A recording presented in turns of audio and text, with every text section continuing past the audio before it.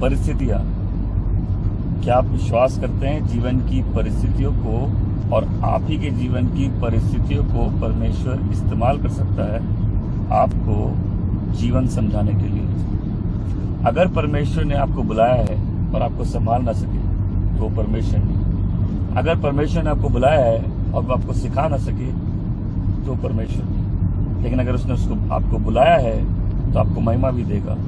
और आपके बुलाए जाने और आपके महिमा मिलने के बीच में है जीवन, और इसी जीवन में विभिन्न परिस्थितियां आती है जिनको परमेश्वर इस्तेमाल करता है लोगों को जीवन का मतलब सिखाने के लिए। आज हम बुलावट की सीरीज में ये तीसरा मैसेज सुनेंगे जो अब्राहम के जीवन पर आधारित है। मेरी दुआ है प्रभु आपसे इसके जीवन के द्वारा बात करे और आप भी समझे जब परमेश्वर बुलाता है वो सिखाता भी है ताकि हम विश्वास में बढ़ सके। स्क्रीन पे लिखे नंबर पे आप हमें व्हाट्सएप कर सकते हैं अपनी प्रेयर रिक्वेस्ट, या इसी नंबर पे कॉल करिए। हमारे प्रेयर वॉरियर्स आपके लिए दुआ करेंगे। आइए इस मैसेज को सुनते हैं। प्रभु आपको आशीष दे।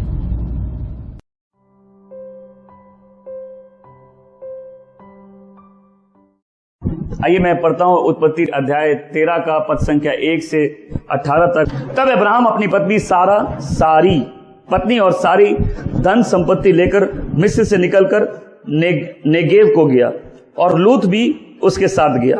अब्राहम अपने पशुओं, सोने और चांदी के कारण बड़ा धनी था। मेरे साथ बोले बड़ा धनी था। तब वे नेगेव से यात्रा करता हुआ बेतेल के उस स्थान पर पहुंचा था जहां आरंभ में उसका तंबू था और जो बेतेल और एके के मध्य है, अर्थात वही स्थान जहां उसने पहली वेदी बनाई थी। उसने, मेरे साथ बोले, पहली वेदी बनाई थी। जब अब्राहम ने यहोवा से प्रार्थना की तब अब लूत के पास भी, जो अब्राहम के साथ साथ आया था, भेड़ बकरियां, गाय बैल और तंबू थे। वह भूमि उनके एक साथ रहने के लिए पर्याप्त न थी, क्योंकि उनके पास इतनी अधिक संपत्ति थी कि वे एक साथ नहीं रह सकते थे। अब्राहम के पशुओं के चरवाहे तथा लूत के पशुओं के चरवाहों के बीच झगड़ा हुआ। उस समय उस देश में कनानी और परिज्जी जातियां रहती थी। तब अब्राहम ने लूत से कहा, ना तेरे और मेरे चरवाहे के मध्य झगड़ा हो, क्योंकि हम भाई बंधु हैं। क्या तेरे सामने सारी भूमि नहीं पड़ी है? इसलिए मुझसे अलग हो जा। यदि तू बाईं ओर जाए तो मैं दाईं ओर को जाऊंगा, यदि तू दाईं ओर जाए तो मैं बाईं ओर को जाऊंगा। तब लूत ने आंख उठाकर यरदन नदी की घाटी को देखा और यहोवा के बगीचे की तरह, हाँ, सोअर के मार्ग तथा मिस्र देश की भूमि की तरह भली भांति सिंचित थी। उस समय तक यहोवा ने सदोम और अमोरा को नाश नहीं किया था। इसलिए लूत ने अपने लिए यरदन की समस्त घाटी का भाग चुन लिया और लूत पूर्व की ओर चला गया। इस प्रकार वे एक दूसरे से अलग हो गए। अब्राम तो कनान देश में बस गया। लूत उस घाटी के नगरों में रहने लगा तथा अपने तंबू सदोम तक खड़े किए। सदोम के लोग यहोवा की दृष्टि में अत्यंत दुष्ट और पापी थे। लूत के अलग हो जाने के पश्चात यहोवा ने अब्राहम से कहा, अब अपनी आंख उठा और जिस स्थान पर तू है वहां से उत्तर, दक्षिण, पूर्व और पश्चिम चारों ओर दृष्टि डाल, क्योंकि जितनी भूमि तुझे दिखाई देती है उस सबको मैं तुझे और तेरे वंश को सदा के लिए दूंगा। मैं तेरे वंश को पृथ्वी की धूल के समान बनाऊंगा। इसलिए यदि कोई पृथ्वी पर धूलिकण गिन सकेगा तभी तेरे वंशज की गिनती भी हो सकेगी। उठ, उस भूमि की लंबाई चौड़ाई में चल फिर, क्योंकि यह मैं तुझे देता हूं। तब अब्राहम अपने तंबू हटाकर नम्रे के बाज वृक्षों के बीच जो हेब्रोन में हैं जाकर रहने लगा और वहां भी उसने यहोवा के लिए वेदी बनाई। तो हम उत्पत्ति की श्रृंखला में हैं, उसके बाद हम अब्राहम की कहानी पर मनन कर रहे हैं और आशा करता हूं प्रभु आपसे इसके जीवन के द्वारा बात कर रहे हैं, क्योंकि हर किसी के अंदर एक भाग्य है। विश्वास क्या है? विश्वास है परमेश्वर पर भरोसा करना जब हम जीवन का अनुभव कर रहे हैं तब। Faith is trusting God as we experience life. जैसे जैसे हम जीवन का अनुभव कर रहे हैं उसके बीच में परमेश्वर पर भरोसा करना, यही विश्वास है। आमीन। हमने इस कहानी को जब शुरुआत से पढ़ा, हमने देखा एक 70 साल का आदमी था जिसका नाम था अब्राम। कौन था? इसको और परमेश्वर ने इसको बुलाया और बोला तो अपने पिता का घर छोड़ और उस स्थान पे जा जो स्थान मैं तुझे देने वाला हूं। इस व्यक्ति को, जिसका अपना बेटा भी नहीं था, प्रभु ने कहा मैं तुझे एक राष्ट्र दूंगा। आमीन। और प्रभु ने इससे वादे किए। तो ये अपने पिता के साथ घर छोड़ता है, लेकिन 5 साल तक ये हरान नाम की जगह पे रहता है और 75 की उम्र में जब इसके पिता की मृत्यु होती है तब वो वहां से आगे बढ़ता है। एक समय में आके अब्राहम को लगता है कि ये जीवन मेरा अपना नहीं है, मैं अपने लिए नहीं जी सकता। तो वो वहां से उस स्थान पे जाता है जिस स्थान को परमेश्वर उसे देना चाहते। लेकिन अचानक से उस स्थान पर अकाल आता है और वो डर के मिस्र चला जाता है। वो मिस्र जाता है और झूठ बोलता है और अपनी बीवी को अपनी बहन बताता है। उसकी पत्नी को राजा अपनी पत्नी जैसे लेना चाहता है और अब्राहम को वो बहुत गाय बैल भेड़ बकरियां दास दासियां देता है। तो अब्राहम भी अमीर बन जाता है झूठ बोल के, और उसकी पत्नी भी फंस जाती है। लेकिन इस कारण से मिस्र के जो राजा है उसके ऊपर आपत्ति आती है, उसके घराने में आपत्ति आती है और वो किसी ढंग से समझ जाता है कि ये दोनों शादीशुदा हैं और मुझे ये पाप नहीं करना चाहिए। तो ये राजा इस अब्राहम को डांटता है, उसकी बीवी को वापस उसके पास भेजता है और उसको सारी संपत्ति के साथ अपने देश से वापस बाहर भेज देता है। तो पिछली बार हमने ये देखा था कैसे झूठ बोल के आदमी अमीर बन सकता है अब्राहम की तरह। लेकिन जब अब्राहम वहां से निकला, अभी हमने एक वचन पढ़ा कि अब्राहम बहुत धनी था। मेरे साथ बोले बहुत धनी था। बहुत धनी था मतलब माला माल होकर निकला वहां से। एक झूठ बोल के हम लोग भी माला माल हो जाए तो ठीक ही है, फिर बाद में पश्चाताप कर लेंगे, ऐसा मत सोचिएगा। उसने गलती की, वो वहां से निकला। लेकिन अब जो उसका अगला चुनाव है, उसका अगला जो पड़ाव है, वो पैसे को लेकर ही है, वो धन को लेकर ही है। क्योंकि गरीबी में तो कई लोग प्रभु के पास आ जाते हैं, लेकिन कोई जब पैसे होने के बाद प्रभु से वफादार रहे, वो व्यक्ति सही व्यक्ति है। जब अब्राहम मिस्र में गया तो उसका भतीजा, चाचा भतीजे की भी कहानी है, उसका भतीजा भी उसके साथ मिस्र में गया। हो सकता है 2 लोग एक ही परिस्थिति से होकर गुजरे, लेकिन दोनों के एक ही अनुभव नहीं हो सकते। दोनों में एक ही समझदारी नहीं आती, दोनों एक ही बातें सीख कर नहीं निकलते। ये दोनों मिस्र गए थे, लेकिन दोनों का अनुभव अलग निकले। दोनों मिस्र में क्या देखे और क्या सीखे, ये अलग था। अब्राहम के लिए मिस्र जाना गलत बात थी, लेकिन लूत के लिए मिस्र जाना बहुत ही घातक हुआ। उसकी सोच परिवर्तित हो गई, उसका जीवन वहां से परिवर्तित हो गया और बाद में सब कुछ परिवर्तित हो गया। तो मिस्र ने क्या किया? मिस्र ने अब्राहम को आगे के लिए तैयार किया। मतलब उसकी ये चुनौती उसको अगली चुनौती और आगे जीने के लिए तैयार कर रही थी।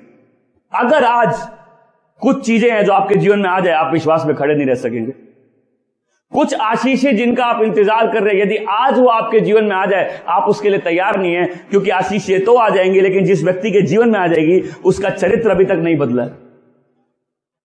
आमीन। कौन नहीं समझा मेरी बात को?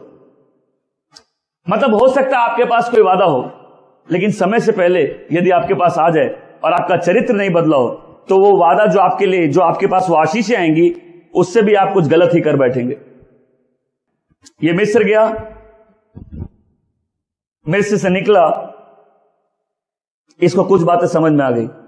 एक कि विश्वास का जीवन अधूरा है अगर हम उसके नेतृत्व पर भरोसा नहीं करते। तो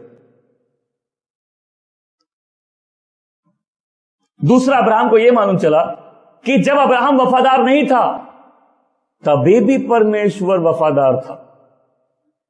आमीन।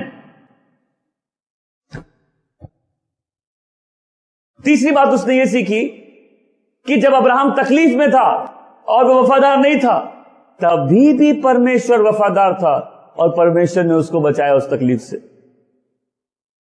कि जब अब्राहम ने झूठ भी बोल के अपने ही परिवार को फंसा दिया, तब भी गॉड फेथफुल थे उसको बचा कर रखने में। आमीन। उसको यह भी समझ में आ गया कि मैंने झूठ बोला, मैंने गलती की, लेकिन धन संपत्ति बनाने का सामर्थ्य परमेश्वर ही देता है। क्योंकि परमेश्वर जब किसी को अमीर बनाता है उसमें कोई दुख नहीं जोड़ता। लोग जब पैसा कमाते हैं उसके साथ बहुत दुख घर में आ जाते हैं, फ्री में बहुत सारी तकलीफें, बीमारियां, श्राप घर में आ जाती है, क्योंकि आदमी अलग अलग ढंग से पैसा कमाता है। लेकिन जब परमेश्वर किसी को सामर्थ देता अमीर बनने का, उसमें दुख नहीं जोड़ता। हमेशा बोले दुख नहीं जोड़ता, बोले दुख नहीं जोड़ता। तो उसको यह भी मालूम चला कि यदि किसी को अमीर बनना है, गॉड के लिए कोई लिमिटेशन नहीं है। वो कहां अमीर बना? कहां अमीर बना? मिस्र में। क्या बोल के अमीर बना? राजा उससे पैसे ले सकता था कि नहीं? राजा उसको जेल में डाल सकता था कि नहीं? उसकी पत्नी को अपने पास रख सकता था कि नहीं? ऐसा कुछ भी हुआ? मतलब जब अब्राहम वफादार नहीं था तभी भी परमेश्वर वफादार था। याद रखो, मैं तुमको बोलूं तुम नरक जाओगे, विश्वास कर लो, तुम विश्वास नहीं कर पाओगे। लेकिन मैं तुमको बोलूं तुम जैसे भी हो, परमेश्वर तुमसे प्रेम करता है, तुम्हारा दिल पिघल जाएगा। उसकी भलाई लोगों को पश्चाताप की ओर लेके जाती है। जब आदमी विपरीत परिस्थिति में उल्टे सीधे काम करता है और देखता है गॉड फिर भी फेथफुल है, तो आदमी का दिल पिघल जाता है। तो अगली परिस्थिति में वो आदमी अपने पिछले अनुभव से कुछ सीखा होता है और आपको उसको मालूम है कि वो विश्वास के नए स्तर में जा सकता है। आप एक ही तकलीफ पे 10 बार गिरते हैं तो आपने अनुभव से नहीं सीखा। आप एक ही तकलीफ में 10 बार फंसते हैं, मतलब आपने अनुभव से लेकिन प्रभु चाहता है हम अनुभव से सीखे, तब भी हम विश्वास पे बढ़ेंगे। क्यों विश्वास पे नहीं बढ़ते? क्योंकि प्रॉब्लम में तो जा रहे हैं लेकिन सीख नहीं रहे, वो लेसन नहीं लर्न कर रहे, क्योंकि उनको समझ नहीं आ रहा गॉड गॉड है, परमेश्वर परमेश्वर है। तुम्हारी परिस्थिति विपरीत है लेकिन परमेश्वर फिर भी परमेश्वर है। और क्योंकि उसने तुमको बुलाया है, इस समय तुमको समझ में नहीं आ रहा वो कहां है, लेकिन फिर भी वो तुम्हारे साथ है। He still faithful. और यही अब्राहम को समझना है, मैं वफादार नहीं था फिर भी परमेश्वर वफादार है। कई बार हम अपने को देख के जीते ना, हाय मुझसे हो ना सका, हम तुम्हारे हो ना सके, हम ये कर ना सके, हमसे हो ना सका, हम वहां पहुंच ना सके, हम ऐसी सोच के जीते ना। बट अब्राहम खाली यहीं तक सोचता, तो उसको ये नहीं समझ में आता वो कौन है। तो पार्ट 1 तो था हम कर नहीं सके, पार्ट 2 था ही स्टिल फेथफुल, वो फिर भी वफादार है। तो ये परिस्थिति क्या की? परमेश्वर की जो प्रकाशना है अब्राहम के दिमाग में जरूर बड़ी होगी कि नहीं। अब वो पहले से ज्यादा परिवर्तित है, वो पहले से ज्यादा तैयार है नई परिस्थिति में, नई परीक्षाओं में जय पाने के लिए। वो मिस्र से निकला और सीधा वहां गया जहां उसने पहली वेदी सजाई थी। यहां कितने लोग आई एम सॉरी नहीं बोल सकते, मुझसे गलती हुई नहीं मान सकते? सीधा वहां गया जहां उसने पहली वेदी सजाई थी। I am sorry God, I come back, मैं वापस आ गया हूं। एक बैकस्लाइड होकर जो आदमी वापस आता है उसमें और नए में क्या फर्क है? अनुभव। नए के पास अनुभव नहीं है ना, लेकिन जो विश्वास से गिरा है उसके पास अनुभव है। तो ये अनुभव लेके वापस आता है, गॉड आई एम सॉरी, मैं वापस अपनी वेदी सजाता हूं। उसने गलती मानी, अपनी वेदी सजाई, लेकिन इसके साथ इसका भतीजा भी गया था। हमेशा बोले भतीजा। जब परमेश्वर ने इसको बुलाया था तो परमेश्वर ने बोला था अपने पिता का घर छोड़ के उस स्थान में जाओ जो स्थान मैं तुमको देना चाहता हूं। परमेश्वर ने यह नहीं बोला था अपने पिता के साथ जाओ, और यह भी नहीं बोला था अपने भतीजे के साथ जाओ। मैं जो बात बोलना चाहता हूं ध्यान से सुनिएगा। परमेश्वर ने किसको बुलाया? लेकिन परमेश्वर को कोई हड़बड़ी नहीं थी आज ही अब्राहम दुनिया के सबसे बड़ा संत बन जाए। नहीं समझे? ये तेरे लिए तनाव बन रहा है, तू हट जा। परमेश्वर ने उसके बाप को नहीं मारा। कोई सुनना मेरी बात को। आप यदि परमेश्वर ने आपको बुलाया है तो वो आपकी विपरीत परिस्थिति को समझता है। उसको हड़बड़ी नहीं है कि आप एक दिन में पूरे स्वर्गदूत बन जाए, लेकिन वो वफादार है कि हर परिस्थिति में धीरे धीरे इंतजार करेगा ताकि आप उसके और करीब आते जाए। आमीन। तो जो लूत था, इसका भतीजा, लूत का पिता जल्दी मर गया था, इसका भाई। तो इसने सोचा होगा नहीं मेरी रिस्पॉन्सिबिलिटी है भतीजे को साथ लेके जाना। तो ये जब गया, ये भतीजे को लेकर चल दिया। अब चाचा के साथ भतीजा भी अमीर बन गया। तुम कैसे लोगों के साथ चिपकते हो, ये बहुत इंपॉर्टेंट है। ये भतीजा चला तो गया इसके साथ, लेकिन जब मिस्र से निकला भतीजा भी बहुत अमीर बन गया। मैंने जो बात बोली उसको याद रखिएगा, क्योंकि 5 साल वो हरान में था और उसका पिता जब मरा तभी वो आगे बढ़ा। परमेश्वर ने उसके पिताजी को नहीं मारा। परमेश्वर ने रात को सपने में आकर टॉर्चर नहीं किया, हम गलत बात है मार दूंगा, सोच ले मैं परमेश्वर हूं, यहोवा हूं, बहुत गुस्से वाला हूं। ऐसा भी नहीं किया, उसके साथ कोई जबरदस्ती नहीं। परमेश्वर ने अलाउ किया कि ये अपने विश्वास में बढ़े। आमीन। अलाउ किया, इसको अलग करो ताकि इसको वो स्थान दे सकूं जो इसके लिए मैंने बनाया। ये लूत को ले आया, लेकिन अब जो संपत्ति लाया है वही इनकी अगली चुनौती बन गई। ये दोनों बड़े अमीर आए। अब्राहम करीब 900 लोगों को खिलाता था एक दिन में, तो कितना अमीर होगा? इतने सारे लोग थे उसके साथ। तो अब्राहम ने बोला देखो भाई भतीजे, हमारे बीच में वाद विवाद नहीं होना चाहिए। कई विश्वासी बड़े लड़ाकू होते, बात बात पे तलवार, मार देगा कट देगा, ये विश्वासी नहीं होते। विश्वासियों में होती है मिलनसारी की आत्मा, माफ करने वाली आत्मा, सुलह करने वाली आत्मा। आमीन। तो अब्राहम कहता देखो भाई मेरे और तुम्हारे बीच में वाद विवाद ये पूरी जगह है। तुम ये लोगे, तुम बाएं जाओगे तो मैं दाहिने चला जाऊंगा, तुम दाहिने जाओगे तो मैं। अभी इनके पास इतनी भेड़ बकरियां कि उनको चराने के लिए जगह नहीं है। तो अब्राहम बोला नहीं तुम चूज करो। बोला आप क्यों नहीं करेंगे? बोले हम लेसन सीख के आए हैं। हम लेसन सीख के आए, हमको अगर परमेश्वर को अमीर बनाना है वो बना देंगे। अब मैं बोला तुमको अगर परमेश्वर अमीर बनाना चाहता है कोई तुमको रोक नहीं सकता बनने से, लेकिन तुम भरोसा कहां करोगे? तुम अपने हाथ पांव खुद ही मारोगे। तुम तो अपने जीवन को खुद बचाने की कोशिश करोगे। लेकिन अब्राहम अब लेसन सीख क्या है?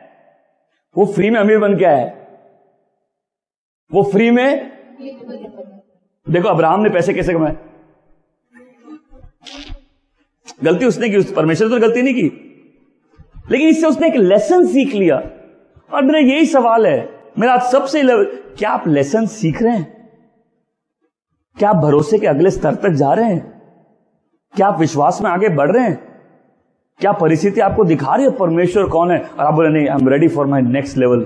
अरे लोग बोलेंगे अरे पागल है क्या, वहां मत जाना, ऐसा मत करना, के साथ छेड़छाड़ मत करना। सिस्टम सिखाता है डर के जियो, अपने आप को बचाकर चलो, खुद अपने लिए करो। परमेश्वर क्या सिखाता है? भरोसा करो।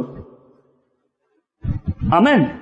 ये मिस्र से आया, अमीर आया, इसका भतीजा भी अमीर आया, लेकिन अब इनका पैसा, इनकी लड़ाई है। गरीबी में तो दोनों साथ थे। थोड़ा पैसा आता, लड़ाई, बोले तुम ये ले लो हम ये ले लेंगे। अब्राहम के मन में खलबली नहीं, उसको कोई डर नहीं लगा। अब्राहम जहां खड़ा था वो जगह उसकी थी, लेकिन फिर भी बोला तुमको जो लेना ले लो, क्योंकि जिसने मुझे वादा किया है वो मुझे देने में सक्षम है। हम डर डर के नहीं जिएंगे। तुम क्या लोगे उससे हमको मतलब नहीं है। लेकिन दोनों मिस्र से होकर आए थे। जब आप बड़े शहरों की चकाचौंध देखते हैं तो आपकी आंखों में कुछ आता है कि नहीं? नशा आता है कि नहीं? लूत की आंखों में नशा आ गया था।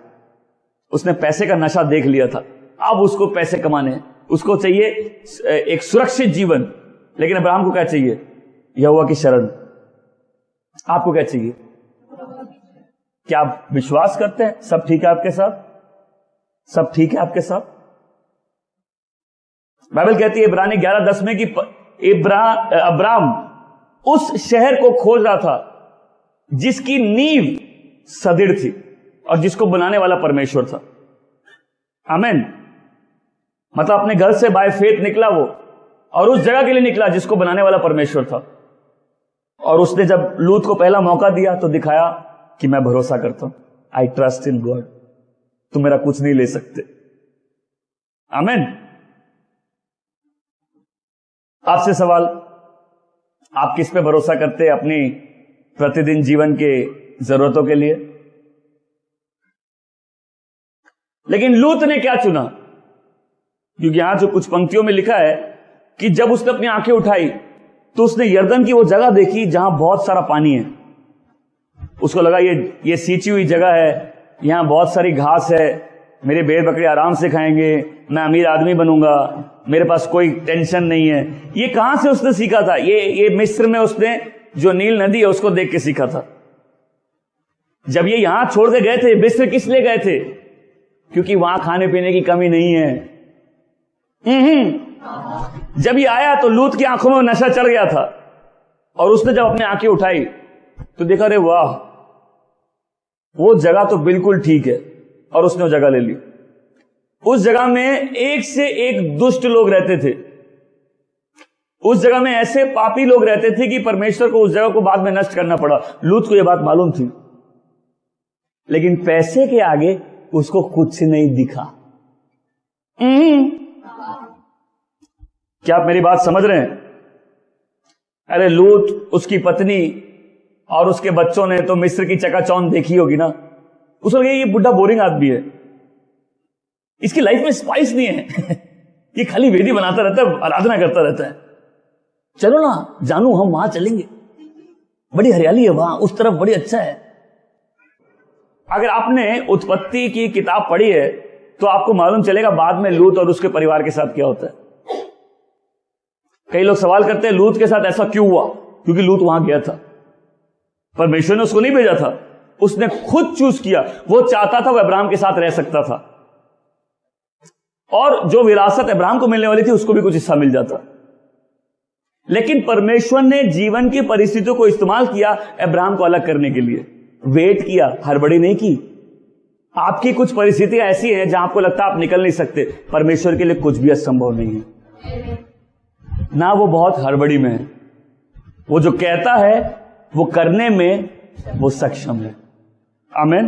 मेरे साथ बोले, वो जो कहता है वो करने में वो सक्षम है। तो लूत ने यरदन का वो हिस्सा, सोदोम और गोमोरा, वो चुना। जब कहते हैं उसने अपनी आंखें उठाई और बोला नहीं, ये जगह तो बहुत अच्छी लग रही है, और वो वहां चला गया। उसने बेस्ट जगह चुनी। देखिए, अगर कोई बिजनेस कर रहा है तो ये अच्छा डिसीजन है कि नहीं? मैं आपसे पूछा, कोई बिजनेस कर रहा है तो ये अच्छा डिसीजन है कि नहीं? लेकिन क्या भरोसा खराब डिसीजन है? अभी यहां किसी की पढ़ाई में आगे पढ़ाई करनी है, किसी को शादी करनी है, कोई जॉब ढूंढ रहा है, किसी को आगे बढ़ना है। मेरा आपसे यही सवाल, आप जब डिसीजन लोगे आपकी आंखें क्या देखेंगी? उसकी आंखें ने तो हरियाली देखी। कई लोग हरियाली देख के चर्च से भी दूर चले जाते हैं, कई लोग हरियाली देख के विश्वासों से दूर चले जाते हैं, कई लोग पैसे कमाने के लिए अपनी लाइफ को पूरा बर्बाद कर देते हैं। आपकी आंखें क्या देखेंगी? क्या आपकी आंखें उठेगी उसके पहाड़ की ओर? बोले मैं जानता हूं उसको जहां से मेरी सहायता आ रही है। मेरी सहायता यहोवा से आती है जिसने स्वर्ग और पृथ्वी को बनाया। तो लालच में लूत तो वहां से निकल गया, लेकिन वही डिसीजन बाद में उसके लिए भारी पड़ा। और इसे याद रखिए, जब आप कोई निर्णय लेते वो आप ही लेते, परमेश्वर नहीं लेते। आपके निर्णय या तो आपको उसके करीब लाएंगे या उससे और दूर ले जाएंगे। आपके निर्णय के कारण या तो आप देखेंगे वादों को पूरा होते हुए या उनको देरी होते हुए। कई विश्वासी ऐसे ही पैसे के प्यार में फंस के अपने आप को बहुत तकलीफ में डाल देते। लूत ने भी लालच चुना, उसने पहले सब चुना, लेकिन बाद में उसका सब कुछ उजड़ जाता है। और जिसने अपना यहोवा पर भरोसा अपना डाला उसका सब कुछ बन जाता है। आमीन। अब्राहम ने लेसन सीखा था। क्या तुम लेसन सीख रहे हो? He learned the lesson। नहीं, गॉड इज फेथफुल। आमीन। खाली उम्र बढ़ जाए, विश्वास नहीं बढ़े, क्या फायदा है? कई विश्वासों की उम्र बढ़ती जा रही है, विश्वास में नहीं बढ़ रहे।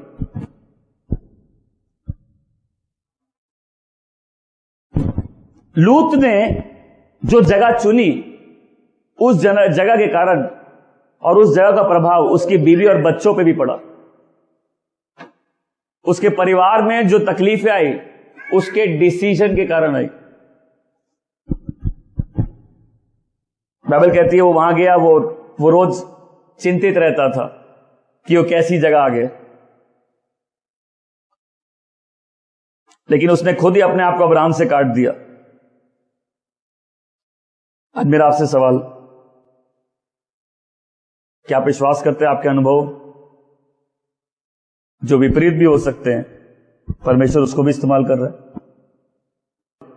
परमेश्वर ने हड़बड़ी नहीं की, लेकिन जब लूत उसको छोड़ के चला गया तो अब परमेश्वर ने फिर से उसे दर्शन दिया।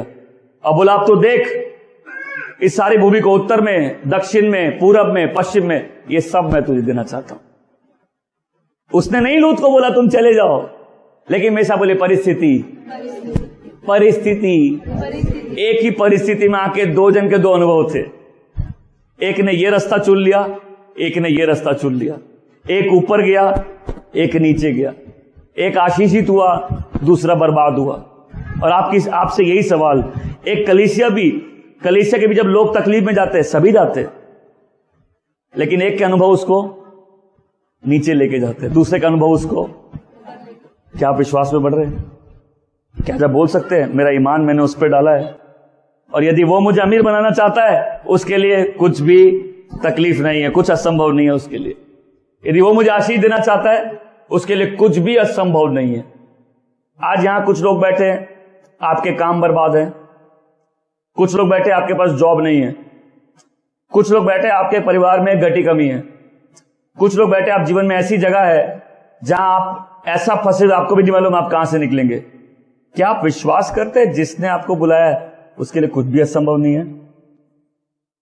क्या आप विश्वास करते हैं कि आज अपना वो भरोसा उसके ऊपर डालेंगे? हेलो फ्रेंड्स, क्या आप अपने जीवन में उत्सुक हैं विश्वास के अगले स्तर में जाने के लिए?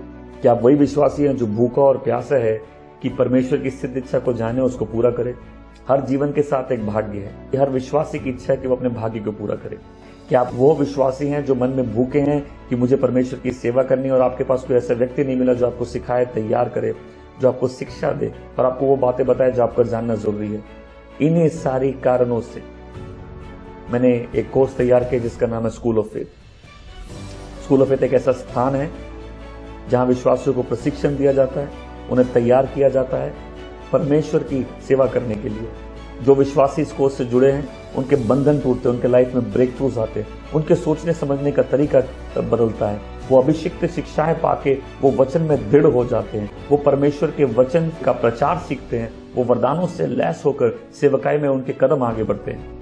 याद रखिए, अगर आपकी चाहत है कि मेरा जीवन फलदायक हो और मैं एक प्रभावशाली सेवा कर सकूं, तो कभी भी जो समय तैयारी में इन्वेस्ट किया जाता है ये नष्ट समय नहीं है। हमने सेवा को विशेष लोगों तक नियमित करके यीशु के कई अंगों को बिल्कुल बेजान कर दिया। कितनी उमंग है यीशु की कि शरीर का हर एक अंग काम करे और उसकी पूरी देह महिमा से भर जाए। हम एक ऐसे समय की तरफ बढ़ रहे हैं जहां पूरी पृथ्वी पर परमेश्वर की अद्भुत महिमा प्रकट होने वाली है, और परमेश्वर चाहते हैं एक ऐसी सेना, एक ऐसी पीढ़ी, एक ऐसे विश्वासियों को तैयार करना जो पूर्ण रूप से परमेश्वर के प्रेम और उसकी आग से भरे और तैयार हैं इस पूरी पृथ्वी में परमेश्वर की महिमा को प्रकट करने के लिए, उसके राज्य को लाने के लिए। ऐसे ही लोग जो भूखे हैं, जो प्यासे हैं, जिनको बढ़ावा नहीं मिला, आप ही के जैसे लोगों के लिए इस कोर्स को तैयार किया गया। अगर आप इस कोर्स से जुड़ना चाहते हैं तो आप स्क्रीन पे लिखे इस नंबर पर हमें कॉल करिए या व्हाट्सएप करिए, और हम आपको सारी डिटेल्स देंगे इस कोर्स के।